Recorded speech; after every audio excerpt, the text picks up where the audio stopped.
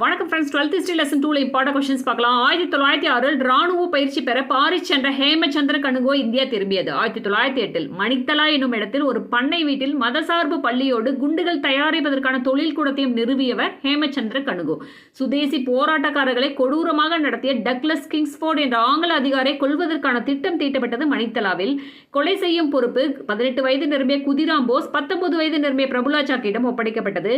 அவர்கள் 1908 ஏப்ரல் 30 தவறுதலாக வேறு வண்டியின் மீது குண்டு எறிந்ததால் 2 ஆங்கில பெண்கள் கொல்லப்பட்டனர். இது அலிப்பூர் குண்டு வழக்கு எனப்படுகிறது.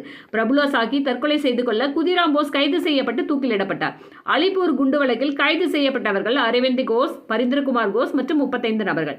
அலிப்பூர் குண்டு வழக்கில் புரட்சிகர தேசியவாதிகளுக்காக வாதாடியவர் சித்தரஞ்சன் தாஸ், சியா தாஸ். அலிப்பூர் குண்டு வழக்கில் விடுதலைக்கு பின் ஆன்மீக பாதையை தேர்ந்தெடுத்து தனது இடத்தை பாண்டிச்சேரிக்கு மாற்றிக்கொண்டு 1950 இயற்கையை எய்தும் வரை அங்கே தங்கியிருந்தவர் அரவிந்த் கோஸ். Thank you friends.